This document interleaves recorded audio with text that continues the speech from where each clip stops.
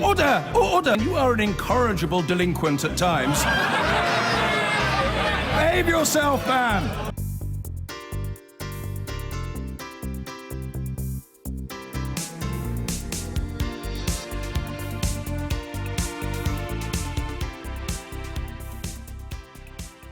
So, peers in the House of Lords have been debating and voting on Brexit since Easter, defeating the government no fewer than 14 times. Today, several MPs have voiced their anger at what they say is the upper chamber becoming drunk with their own prejudices, inflicting 4 defeats on the government in just one evening. Meanwhile, the Daily Mail says it's time to pull the plug on the House of Lords. They've accused them of being traitors in ermine who loathe democracy and listed just some of the peers they say have betrayed the votes of 17.4 million people. Joining Lord Hennessy here are Jacob Rees Mogg, who heads the European Research Group of Conservative MPs, and hopefully Labour MP Alison McGovern. In fact, I think I can hear her coming into the studio. First of all, Lord Hennessy, are you completely obsessed with the European Union, as Jacob Rees Mogg has said about some of the lords who defeated the government? I think there's a special anthropology to their lordships when it comes to Europe, because think of their age. The House is full of people who, in their political and public life, strove mightily to get us into the EEC and to make it work once we were in. And they're sitting there seeing their life's work diminished. Not just diminished, but taken apart. And also, they're in the House of Lords, there are people who've made it their life's mission in politics to get us out of the EEC, or EU, as it now is. And also for them it is very anxiety-inducing because they think that it's being caveated away by all the talk of a customs union of some kind. And so you have people who in their twilight years, I have to be careful using language of my colleagues like that, can see their professional lives being shredded. But I think the House of Lords, for me, Parliament is a great oratorio. I'm a romantic about Parliament. But the House of Lords' function, above all, is to provide the recitative. But it always has to be the arias in the House of Commons, Jacob's people, Alison's people, not us. Right, but are they defying the will of the people? The will of the people is a very tricky concept. I'm one of those people who believes, though I am a Remainer, was a Remainer, that we have to accept the result of the referendum. I voted against the idea of paving the way to another second referendum.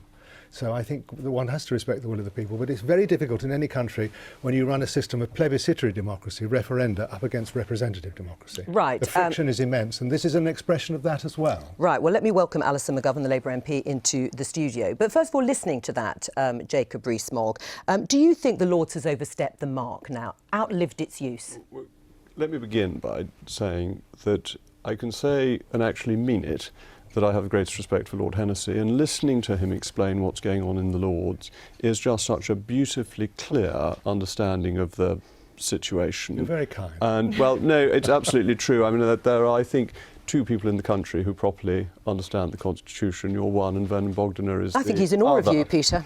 He's very, very kind.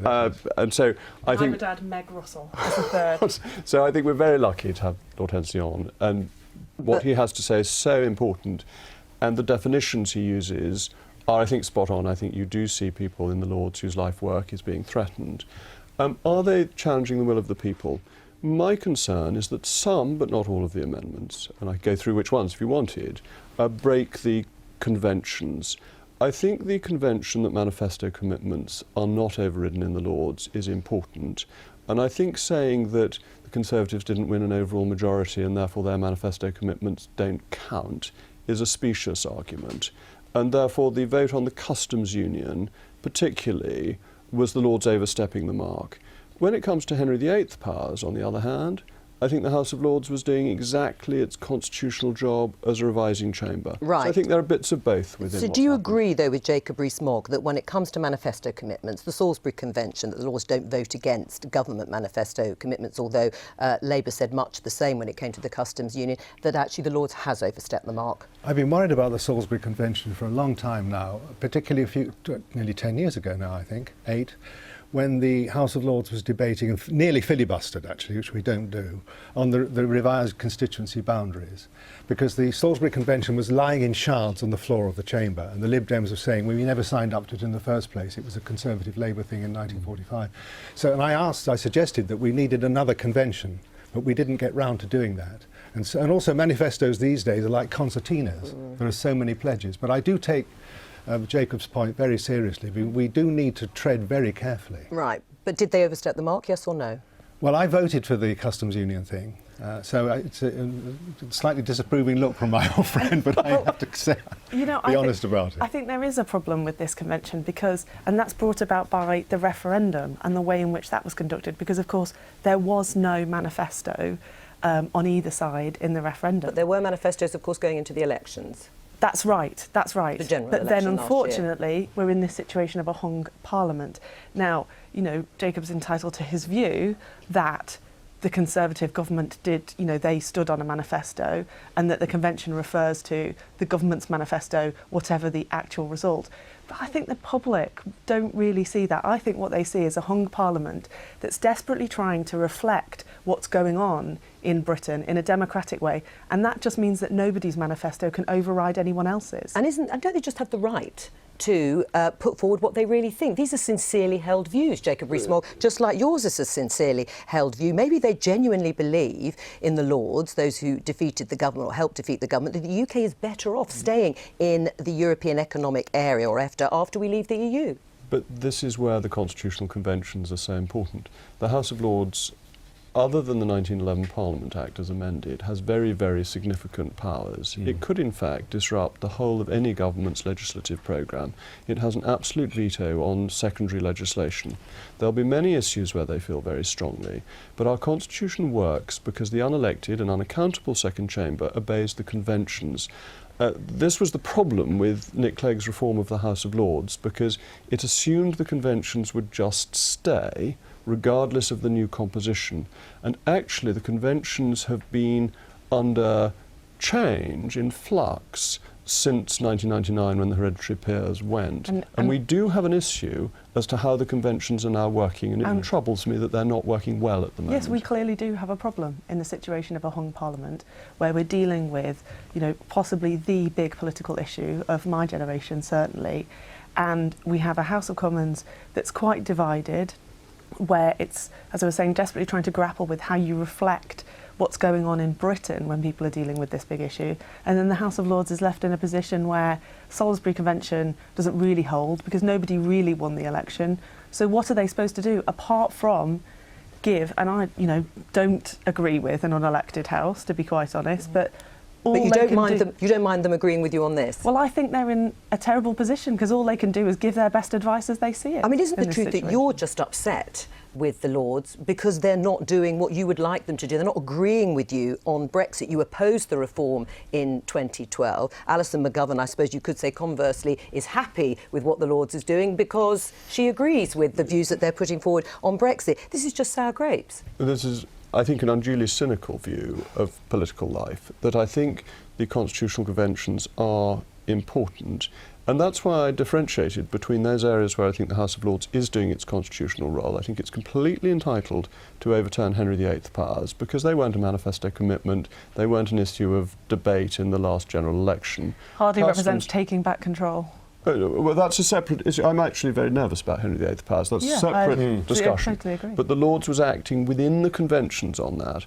On the customs union, and indeed taking out the date, it seemed to me it was going against the conventions, because it was going against the very clear will of the House of Commons on a manifesto. What do you say to that? I voted against taking out the date. But I think in the big picture, I'm a rotten forecaster, I must admit. Well, you're not alone there. I think when it comes to the big showdowns, they're on the floor of the House of Commons, and I think pretty well everybody in their Lordship's House knows that. But it's a question of at what point you stop the ping-pong, which is going to be another great psychodrama. Yes. This European question is like no other. It disturbs our atoms to the most remarkable degree, puts stress within parties. It even strains friendship, though I'm glad to say Jacob and I's friendship is intact. For now. No, that seems very cynical. Forever. I mean, do you think it's time to pull the plug on the House of Lords? I don't think pull the plug is the right answer, but I think you're going to need to look at how the conventions work. I think this came up... Well, what does that mean, Jacob? I mean, is it time to get rid of the House of Lords? It came up with the issue on secondary legislation relating to a work and pensions, essentially financial measure. That was an issue that has been left unsettled. It's come up again with how the Salisbury-Addison Convention works. I agree with Lord Hennessy that it needs to be clear you do need to update these conventions from time to time so that people understand the framework under which they're working. There is a place, an effective place, for an unaccountable revising chamber. but it needs to operate within the conventions, and we need to be clear what those conventions are. Right. And All right. since 1999, we've been much less clear on the conventions because the appointed peers have felt they had much more legitimacy than the hereditary peers. All right, well, let's talk about one of the issues that has caused so much consternation in the House and amongst politicians, which is the customs union. Without going over the various options or the two particular options on the table, would you accept, Jacob Rees-Mogg, which is being talked about and tweeted actually by one of your colleagues, Nick Bowles, an extension to staying in the customs union with the EU beyond the transition period to put in place the sort of arrangements that may then make it possible to have a technological answer to coming out? It's very hard to see that this would be necessary. But would you support it if it was offered? Well, I don't think it's necessary. I think that we voted leave in 2016. We're now talking about extending the customs union until 2023. That is 7 years. The wheels may grind fine and slow, but this is an exceptionally slow grinding. I think the implementation period to the end of 2020 is quite sufficient. But HMRC came before the Treasury Select Committee and said that even before the changes they will need to make for whatever the customs arrangement is going to be, which we don't yet know, the government haven't yet said what it's going to be, they were undertaking the biggest change programme in Europe already. And I think the expectations that the government have of them just look like they can't practically be met. Now, I would have my own argument about the mishandling of, you know, what the Brexit negotiating position was, but the fact is we can't just like leave businesses to it. We can't just like sort of throw them in it and say, well, you'll just have to cope with whatever it is. That's just not fair to people in the British economy. But would it be an acceptable compromise to you, Jacob Rees-Mogg, to stay in the customs union as is because of the changes that Alison McGovern say will be very difficult for businesses, and then move to what they call maximum facilitation, which is this technological solution if it were to work and solve the Northern Ireland? HMRC is introducing a new computer system for customs declarations, which it said clearly in evidence in front of select committees it was confident but couldn't guarantee because of the nature of all new. I was in those sessions, and I can promise you. I was in sessions with them too. That was absolutely not the impression that we were given. The volume that they can do with their new system will include customs declarations on goods coming from the European Union. All right. And it's just a question of having the will and the desire and the focus. There's 130,000. I'm sorry to interrupt you, Jacob, but this is really important. There's 130,000 businesses in this country that will need to do customs declaration that currently don't, and you know, because of the EU, are likely never to have done one. I'm really concerned about them. A lot of small and medium-sized enterprises in this country, and I don't think the noise coming out of the Brexiteers at this moment is realistic. You're being unrealistic. You're putting down red lines that are actually making it difficult to reach a solution. I don't think that's right. I think we've already been very full of compromise, that we have accepted the transition period, we've accepted an extension of 21 months. And will you accept a compromise over the customs union? The customs union means we're effectively staying in the European Union. So no. So no, of course not. Of course I won't accept. So that is a red line. Any extension, any remaining in it. That we stay in the customs union would be an extension of membership of the European Union and would be a dramatic failure of government policy. As David Davis said in evidence to the Brexit Select Committee, he said if we stayed in the customs union a day beyond the 31st of December 2020, he would view it as a personal failure. Right. What will you do if Theresa May says that's the only option? That's the only way, if you look at the makeup of the House of Commons. We've obviously had all these defeats in the House of Lords. Even the Cabinet is balanced towards the option that you don't like, the customs partnership. Do you not just have to compromise further on the customs union? The government got elected on a manifesto saying we would leave the customs union. Theresa May reiterated this in an article. It was a hung parliament. Hold on. Well, the government is the government, and unless it loses a vote of confidence in the House of Commons, it is the government, and its policy is what the Prime Minister is committed to implementing. Will it end up as a vote of confidence then over nodding this? whilst I say that. Will it end up as a vote of confidence over this? Are you prepared to go that far? Hold on. The Prime Minister wrote an article for The Sun on Sunday just last weekend saying that she was going to leave the single market and the customs union.